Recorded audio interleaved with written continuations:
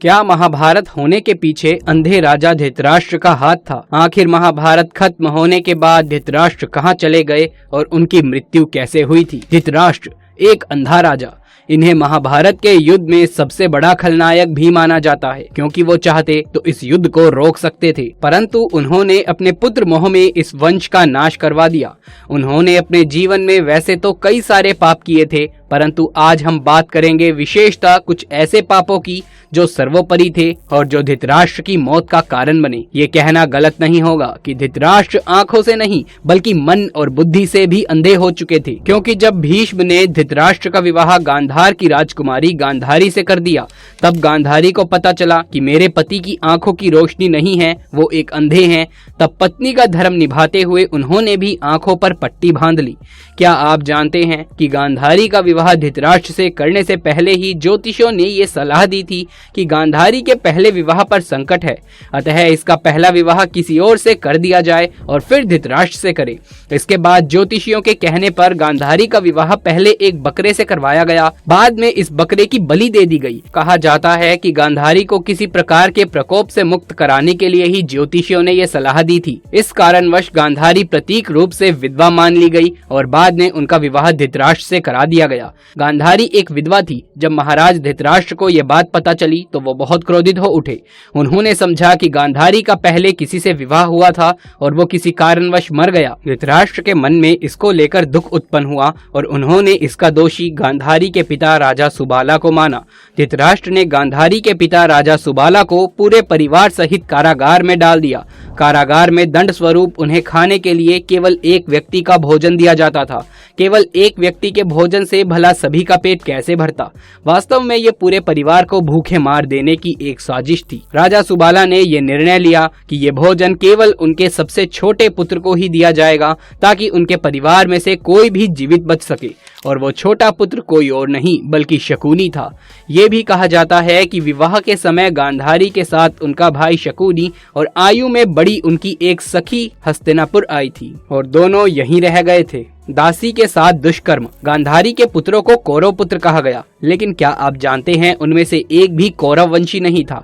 धृतराष्ट्र और गांधारी के 99 पुत्र और एक पुत्री थी जिन्हें कौरव कहा जाता था। गांधारी ने वेद व्यास से पुत्रवती होने का वरदान प्राप्त किया था। इस वरदान के चलते ही गांधारी को 99 पुत्र और एक पुत्री मिली थी। युक्त सभी संतानों की उत्पत्ति 2 वर्ष बाद कुंडों से हुई थी। गांधारी की बेटी का नाम दुशाला था। कहा जाता है कि जब वो गर्भवती थी तब धृतराष्ट्र ने एक दासी के साथ दुष्कर्म किया था, जिसके चलते युयुत्सु नामक एक पुत्र का जन्म हुआ था। इस तरह कौरव सो हो गए। पुत्र के मोह में करवाया युद्ध। पुत्र मोह में अंधे हो चुके धृतराष्ट्र नीति को जानते हुए भी पांडवों के साथ अन्याय कर रहे थे, लेकिन राजा और राज सिंहासन के प्रति निष्ठा के चलते भीष्म उनके साथ बने रहे। धृतराष्ट्र ने अपने पुत्र मोह में सारे वंश और देश का सर्वनाश कर दिया। धृतराष्ट्र चाहते तो वो अपने पुत्र के हठ और अपराध पर लगाम लगा सकते थे, लेकिन उन्होंने ऐसा कुछ भी नहीं किया और दुर्योधन को गलती पर गलती करने की अप्रत्यक्ष रूप से छूट दे दी। पांडवों के साथ हुए अति अन्याय के चलते ही महाभारत का युद्ध हुआ। राज सिंहासन पर बैठे धृतराष्ट्र यदि न्याय करता होते तो ये युद्ध टाला जा सकता था। विदुर ने कई बार धृतराष्ट्र को नीति और अनीति के बारे में बताने की कोशिश करी, लेकिन धृतराष्ट्र ने सब कुछ जानते बूझते हुए भी विदुर की बातों को नजरअंदाज कर दिया। चीरहरण के समय धृतराष्ट्र का चुप रहना। द्रौपदी का भरी सभा में चीरहरण हुआ। उस समय भी भीष्म और धृतराष्ट्र चुप रहे और तमाशा देखते रहे। इसी के चलते ही भगवान श्री कृष्ण को भी महाभारत युद्ध में कौरवों के खिलाफ खड़े होने का फैसला करना पड़ा। चीरहरण महाभारत की एक ऐसी घटना थी जिसके चलते पांडवों के मन में कौरवों के प्रति नफरत का भाव स्थायी हो गया। ये एक ऐसी घटना थी जिसने प्रतिशोध की एक ऐसी अग्नि को जन्म दिया था जिसमें सभी जल रहे थे, और इस प्रतिशोध का परिणाम इतिहास का सबसे बड़ा युद्ध महाभारत हुआ। इसे धृतराष्ट्र की सबसे बड़ी भूल कहा जा सकता है। अधर्म का साथ दिया। वयोवृद्ध और ज्ञानी होने के बावजूद धृतराष्ट्र के मुंह से न्याय संगत बात नहीं निकली।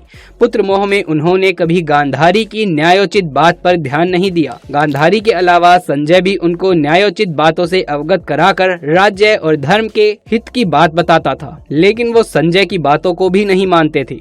वो हमेशा ही शकुनी और दुर्योधन की बातों को ही सही मानते।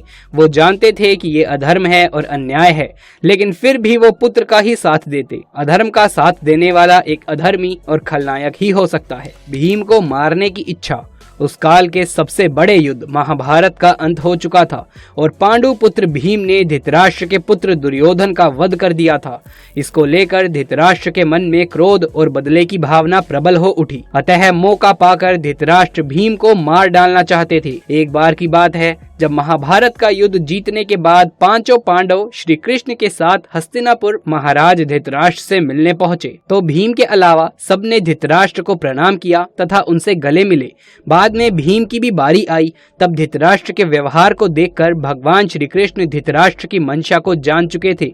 अतः जब भीम धृतराष्ट्र को प्रणाम करके उनके गले मिलने के लिए आगे बढ़ने लगे, तो भगवान श्री कृष्ण ने भीम को इशारा करके रोक दिया और उनके स्थान पर भीम की लोहे की मूर्ति को आगे बढ़ा दिया। धृतराष्ट्र बहुत शक्तिशाली थे। उन्होंने लोहे की मूर्ति को भीम समझकर पूरी ताकत से दबोच दिया और उस मूर्ति को तोड़ डाला। उनमें क्रोध इतना था कि वो समझ नहीं पाए कि ये भीम नहीं बल्कि लोहे की एक मूर्ति है। भीम की मूर्ति तोड़ने में अपने संपूर्ण बल का प्रयोग करने के कारण उनके मुंह से खून निकलने लगा। इसके बाद जब धृतराष्ट्र का क्रोध शांत हुआ तो वो भीम को मृत समझकर रोने लगे। तब भगवान श्री कृष्ण बोले कि भीम तो जीवित है, आपने भीम समझकर भीम की मूर्ति को तोड़ दिया है।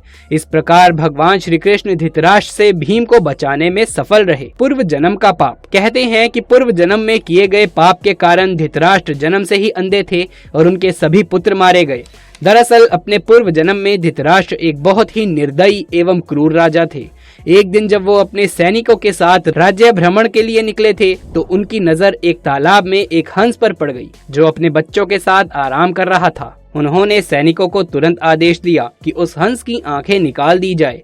सैनिकों ने राजा की आज्ञा का पालन किया और दर्द से बिलखते उस हंस की आंखों को निकालकर राजा अपने सैनिकों के साथ आगे बढ़ गया। उस हंस की असहनीय पीड़ा के कारण मृत्यु हो गई। इस घटना को देखकर उसके बच्चे भी मृत्यु को प्राप्त हो गए। मरते वक्त हंस ने राजा को श्राप दिया था कि मेरी ही तरह तुम्हारी भी यही दुर्दशा होगी। इसी श्राप के कारण अगले जन्म में धृतराष्ट्र अंधे पैदा हुए थे तथा उनके पुत्र उसी तरह मृत्यु को प्राप्त हुए जिस तरह हंस के पुत्र हुए थे। अब बात करते हैं कि उनकी मृत्यु कैसे हुई।